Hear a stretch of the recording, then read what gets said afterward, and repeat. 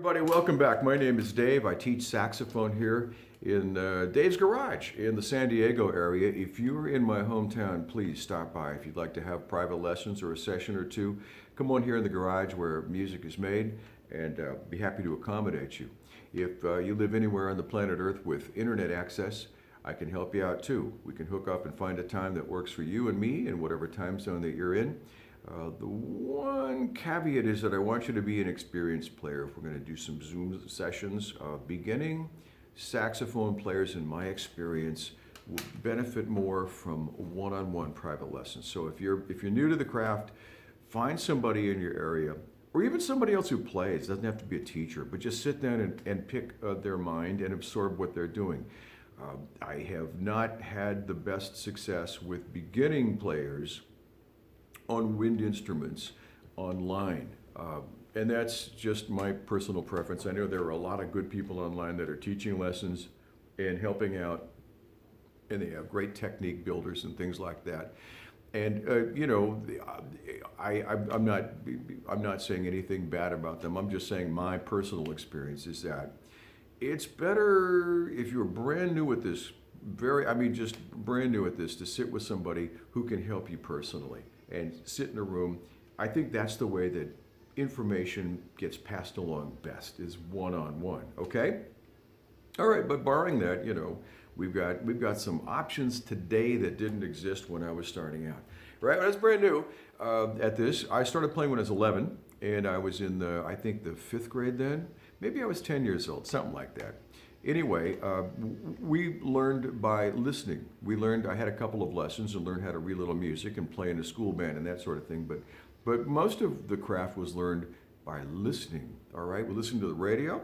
We listened to records, vinyl records, 45s and LPs. We listened to those, and as we got better at it, we would have these records and study them and listen to them.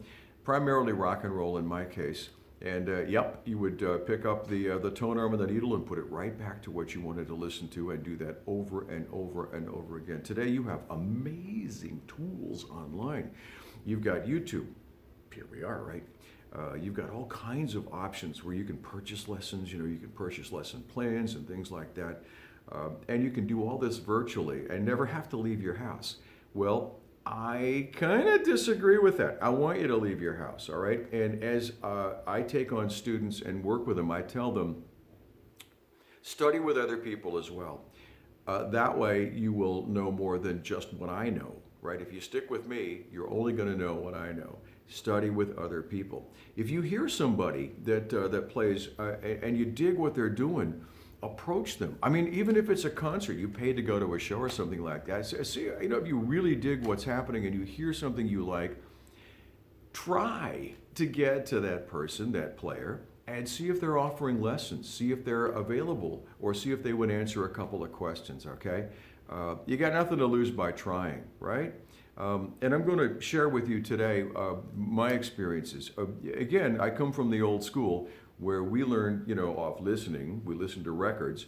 Occasionally, like a parent would take us, we could stand outside of a nightclub and listen to someone playing. I remember Daniel Jackson at the Crossroads. Daniel has long since passed, and the Crossroads is turned into a Starbucks years ago. And we would stand outside, because we weren't old enough to go inside, but we'd stand outside and we'd listen to Daniel play, and then we'd go home and try to figure out what it was, how he was approaching tone, how he was approaching rhythm, how he was playing. We try to figure these things out. And that required the use of our memory, right? We had to remember, what was he doing? How was he, and then we go home and try to recreate that. Those are both powerful tools that I think our new world might be eliminating. But again, personal contact is so vastly important, and you learn things that you just wouldn't learn from people if you were to spend time with them, if you can. I mean, not everybody, gets the opportunity to do that. But I've talked to so many cool sax players over the year, and I'm so grateful that they shared their knowledge with me on a phone call from a pesky kid or a pesky adult. A couple of years ago, I was at a street scene listening to a blues band. The blues band was just basic, really just your boilerplate blues band. Cool guys. I'm not saying anything bad about them, but just Nothing very original going on.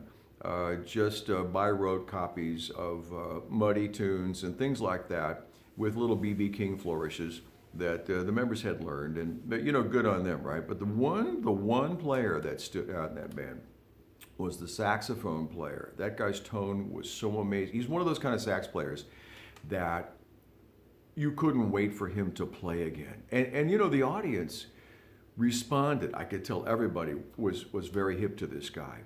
And afterwards, I weaseled my way backstage, made the introduction, phone numbers were exchanged, and I called him on and off for about a year before he consented to. Well, he didn't give me a lesson, but he gave me some pointers over the phone. He was he didn't think that he should be giving any lessons or pointers or anything like that. He was kind of a very humble guy, and I know that it wasn't that he was stuck up or didn't want to share his stuff. It was that he was just very humble and didn't know that he had a lot to say. But I wrote everything down. His name is James. I'm not going to share his last name.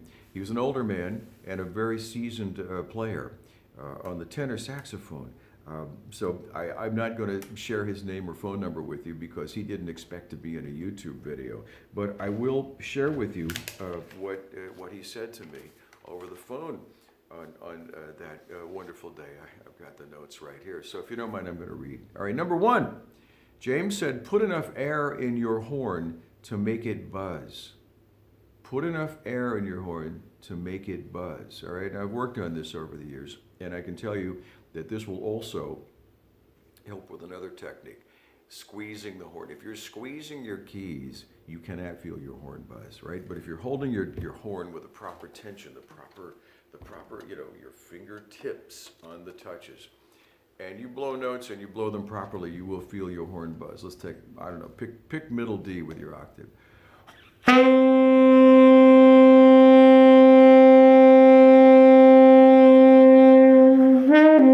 If you're not squeezing your horn, you can feel that thing buzz. Now, if you're fat-fingered like I've been for years and your fingers are laying over the brass, and you're like squeezing the heck out of it, like you're trying to juice this thing, you're really not going to feel the buzz. But man, if your fingertips are in the right place and your tension is the right place, yeah, feel that? Okay, there you go. That's what he's talking about. That's your internal gauge for, are you putting enough air into the horn? Number two, make the tone the same all the way through the range of the horn. What he's talking about is not crescendoing up to the top tones, right? I mean, if you look at this, what is it, 6 or 7 feet of brass tubing bent into a megaphone shape with this buzzer on the end, right? If we make the horn longer or we make the horn shorter by releasing keys, right, the top tones tend to scream a little bit more than the bottom tones do. So don't crescendo the top tones. Make them all the same. Make the note values the same through the range of the horn, okay? You got that? All right, practice that. Number three, this is important. Play with attitude, conviction. Everything means something. You can't be lackadaisical about anything. Play with intensity. Man, there's a lot of stuff in that. In it. Number three has a lot of stuff in it. And when he was telling me these, I remember that he was speaking in an angry tone of voice by this point. I don't know if he was mad at me. I don't know if he was mad at all. It was play with attitude, conviction. Everything means something. You can't be lackadaisical about it. Play with intensity. And I get that. Every note. Play every note. Every note means something, okay? He talked about rhythm. He talked about playing in front of or behind the beat. Not necessarily on the beat all the time, but in front of or behind the beat. That's something you can practice, okay? Absolutely. He also said record yourself and listen back. Oh, I know so many of you. How many just raise your hand, you don't record yourself and listen back because, oh, I hate the way I sound, right? Yeah, we're all like that, right? And my students are like that. I record them secretly in playback. And we listen, but it's such a great learning tool, so record yourself and play yourself back and listen, okay? He says it's not about copying. Remember, I told you in the beginning, we listened by copying. We would listen to records, listen to the radio, and copy that. It's really not about copying, right? We're learning how those artists solved the same kind of problems with their tools, right? And we're learning how to solve those problems with our tools. So it's really about self-expression. Copying in the beginning, yeah, but it leads to self-expression. And I'm not quite sure where we cross that line. It's a mysterious line, and it's a little one, but we cross over it at some point, and we begin to not just, sound like we're copying John Fogerty singing for Creedence Clearwater, but, expressing ourselves in a similar way. And then, this was just, oh, gosh. Oh, he also listened to singers. He liked to, I hear a song I like, he said, I try to copy that singer's attitude.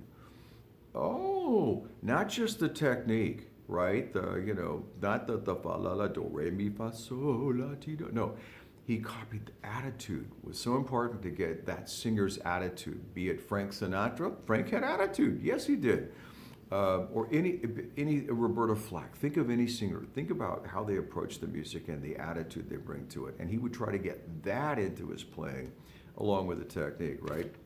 Lastly, and when this is important, I'm going to go on about this for a minute. It's not about playing fast. What? Yeah, a lot of you are jazz heads and you love to play jazz, and you think about all those saxophone players and the piano players, anybody that played solos and played a leg, they just rip, right? They just play like the notes fly like bugs, right?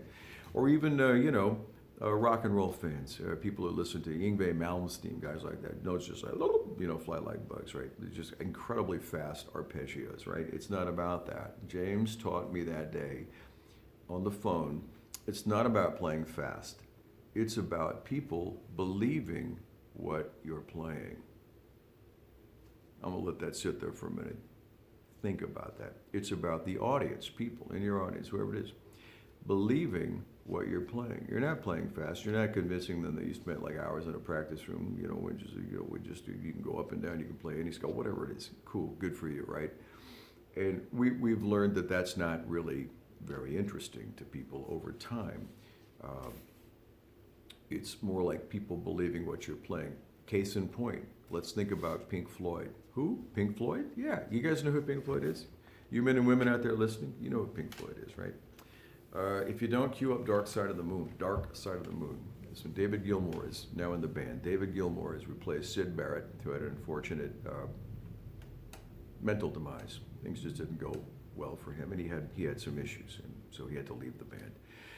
And I believe was hospitalized for the remainder of his life. But David Gilmour comes in, British guy, plays, and he admits he's not a virtuoso guitar player, but he plays guitar solos that have now become